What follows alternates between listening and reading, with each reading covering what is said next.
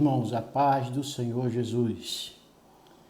Agradecemos a Deus estarmos aqui nessa noite para junto convosco trazer uma palavra da parte do Senhor. Hoje é sexta-feira e Deus saudade dos cultos de doutrina. Rogo as vossas orações ao meu favor da minha esposa, dos meus filhos, da minha família. Ore para que Deus, através de mim, eu possa trazer uma palavra da parte dele ao seu coração. Eu fico preocupado, irmãos, quando vendo algumas pessoas e os cultos que estão sendo transmitido pela internet, as lives. E nesse momento, ninguém sabe quando irá parar com isso.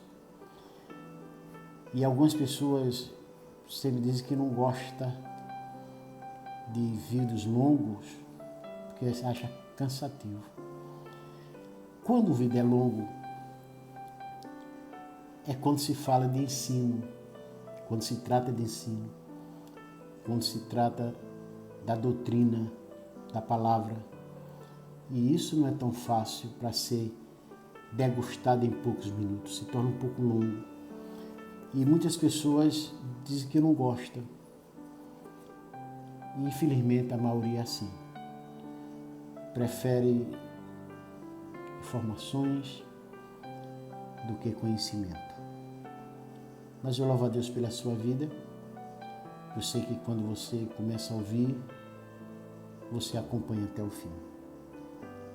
Então que essas palavras lhe ajudem a você caminhar nesse deserto da vida. Amados irmãos, saber que todos os verdadeiros crentes ele tem um pecado remanescente em si mesmo, aqui nessa vida, tanto é um alívio, como é uma tristeza.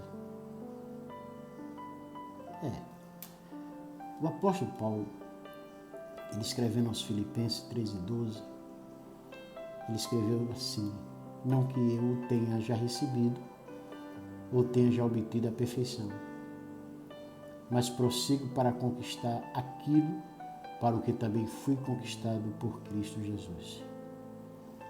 Em outra carta, ou seja, agora aos Romanos, no capítulo 7, e o versículo 23, ele escreveu: mas vejo nos meus membros outra lei que, guerreando contra a lei da minha mente, me faz prisioneiro da lei do pecado que está nos meus membros.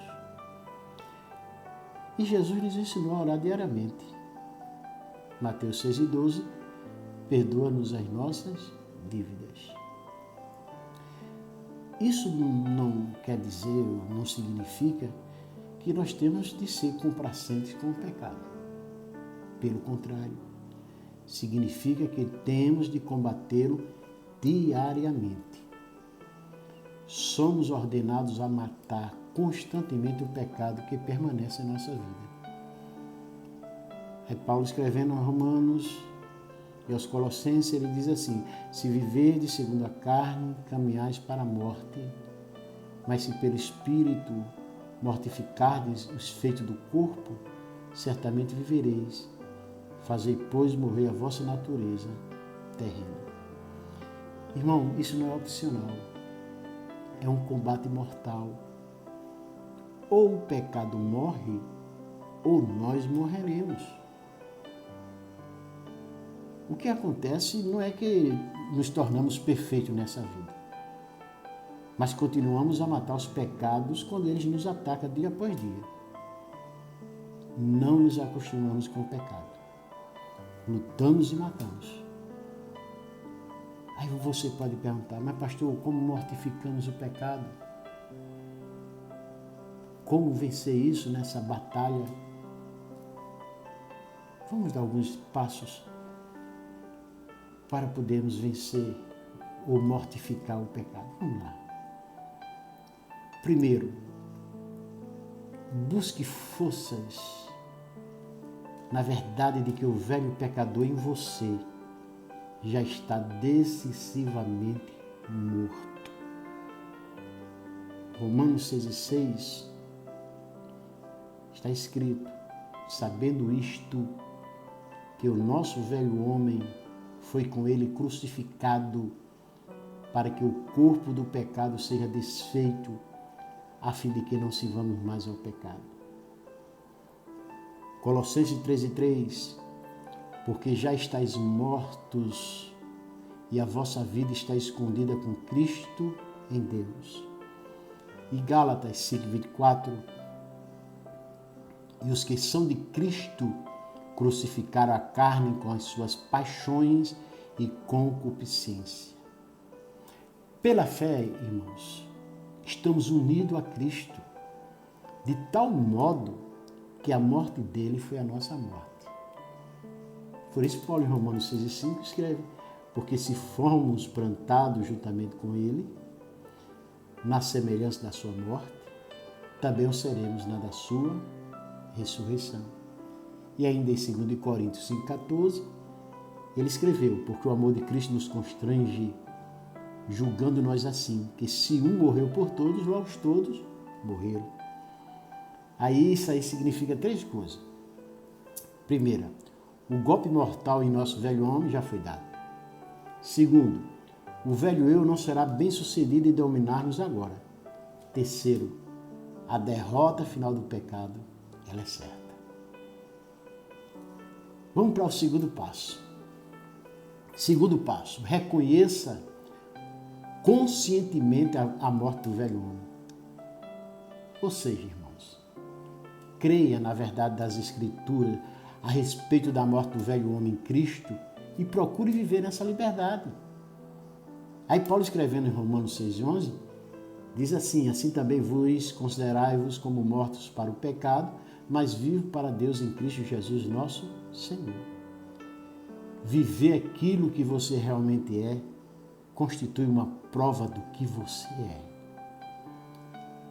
Uma ilustração clara de tornar-se aquilo que você é encontra-se em 1 Coríntios 5,7. Lançai fora o velho fermento, para que sejais nova massa, como sois de fato, sem fermento. Isso parece estranho, né? Mas a salvação é uma coisa estranha e maravilhosa. Lançai fora o velho fermento do pecado, porque ele já foi lançado fora. Aí se você tentar criar argumento lógico com essa realidade e disser: eu não preciso lutar contra o pecado porque ele já foi removido, isso prova que você não está entre os purificados. Terceiro passo: cultive inimizade contra o pecado. Porque você não mata amigos, e sim inimigos. Desenvolva maior ódio ao pecado. Mas pastor, sim. Romanos 8,13, porque se viverdes segundo a carne, morrereis. Mas se pelo Espírito mortificados as obras do corpo, vivereis. Você está entendendo? 4 passos. Rebele-se contra as ações bem-sucedidas do pecado. Recuse ser intimidado pelos enganos e manipulações do pecado. Romanos 6,12, escrito está: não reine, portanto, o pecado em vosso corpo mortal, de maneira que obedeçais às suas paixões. Tentações ao pecado são meias verdades, meias mentiras, na melhor das hipóteses. Paulo chama os frutos do pecado de concupiscência do engano. 5º passo: confesse lealdade radical a Deus. Coloque de modo consciente toda a sua mente, coração e corpo à disposição da pureza e da retidão. Por isso que Romanos 6,13 diz: oferecei-vos a Deus como ressurretos dentre os mortos e os vossos membros a Deus como instrumentos de justiça. Sexto passo. Não faça qualquer plano que abra a porta para o pecado, irmãos. Aí Romanos 13:14 diz: nada disponhais para a carne no tocante às suas concupiscências. Não prove sua pureza em uma loja, ou site, ou canal de pornografia. Não prove.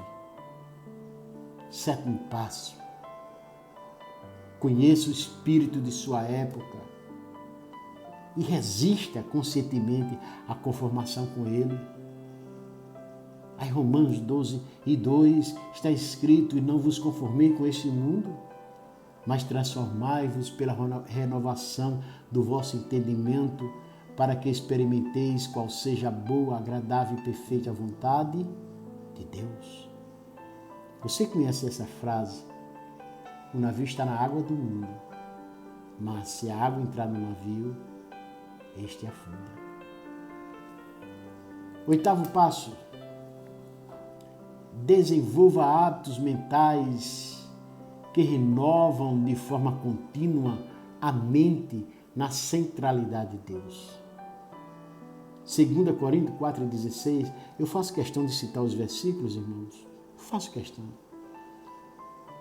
Por isso não desfalecemos, mas ainda que o nosso homem exterior se corrompa, o interior, contudo, se renova de dia em dia. Fixe sua atenção todos os dias nas coisas do Espírito, nas coisas lá do alto. Que a sua mente se ocupe com o que é verdadeiro, o que é respeitável, com o que é justo, puro, amável e de boa forma. Nono passo. A cada dia, admita seu erro e confesse todo o seu pecado conhecido. Porque está escrito em 1 João 1:9. Se confessarmos os nossos pecados, Ele é fiel e justo para nos perdoar os pecados e nos purificar de toda injustiça. Peça perdão a Deus, conforme Ele nos ensinou, perdoai-nos as nossas dívidas. 10º passo. Em todas estas coisas, peça a ajuda e o poder do Espírito de Deus. Se pelo Espírito mortificados os feitos do corpo, certamente vivereis. Tudo que é bom em nós é um fruto do Espírito. Ele nos faz andar como devemos, conforme está escrito em Ezequiel: e porei dentro de vós o meu Espírito, e farei que andeis nos meus estatutos, e guardeis os meus juízos, e os observeis. 11º passo. Seja parte de uma igreja onde você será frequentemente exortado a cautelar-se do engano do pecado.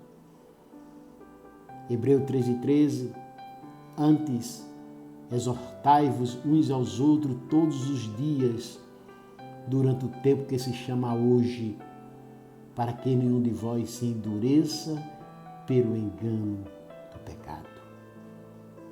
Perseverança na fé é um projeto de comunhão, de comunidade.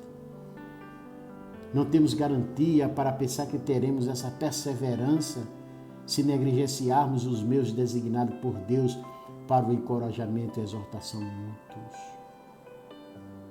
12º passo. Lute contra seus impulsos pecaminosos com toda a sua força. Assim como um boxeador enfrenta um oponente e o maratonista luta contra a fadiga, lute. Aí Paulo, escrevendo aos Coríntios 9:27, ele diz: antes subjugo meu corpo e o reduzo à servidão, para que pregando aos outros eu mesmo não venha de maneira alguma a ficar reprovado. E o último passo. São muitos, né, irmãos? Mas só esse. Acautele-se das obras da lei e permita que toda a sua guerra seja uma obra de fé.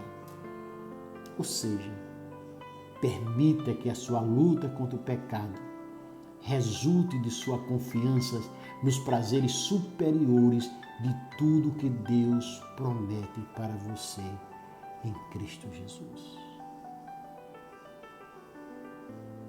Que possamos vencer o nosso pecado.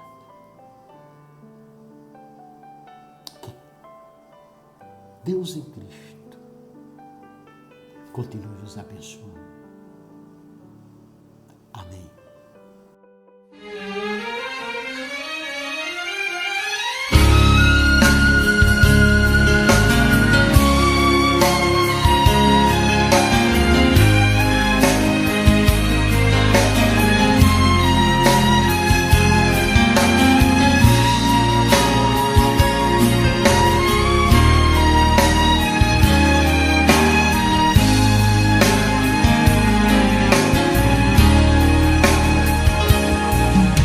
Gemidos que palavras não podem explicar.